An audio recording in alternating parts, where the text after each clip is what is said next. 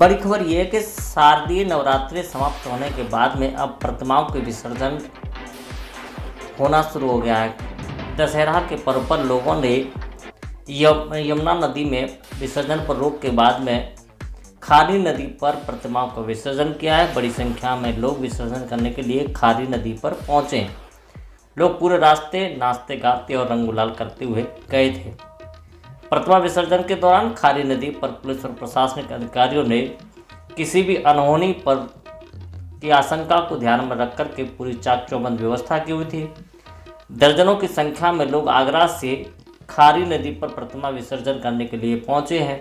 आपको बता दें कि आगरा में यमुना नदी पर प्रतिमा विसर्जन करने का प्रतिबंध है। प्रदूषण नियंत्रण बोर्ड के द्वारा यमुना नदी में प्रतिमाओं के विसर्जन पर रोक लगा दी है। तो वहाँ पर कुंड बनाकर के लोग प्रतिमाओं का विसर्जन कर सकते हैं, लेकिन लोगों की पहली प्राथमिकता नदी में प्रतिमाओं को विसर्जित करने की रहती है। इसी को ध्यान में रख कर के बड़ी संख्या में लोग अब शहर से देहात की ओर रुख कर रहे हैं।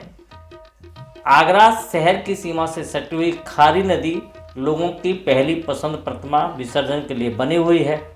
सैकड़ों की संख्या में लोग आगरा से नाचते गाते झूमते हुए प्रतिमा विसर्जन के लिए खारी नदी पर पहुंचे, जहां पर लोगों ने बड़ी संख्या में नदी में पहुंच करके प्रतिमाओं का विसर्जन किया। तो वहीं पर कई लोगों के द्वारा अपनी अपनी प्रतिमाओं के साथ में सेल्फी भी लेने से नहीं परहेज किया। लोगों ने बड़ी संख्या में प्रतिमाओं का विसर्जन करने के बाद में वहां से फिर रवाना हुए।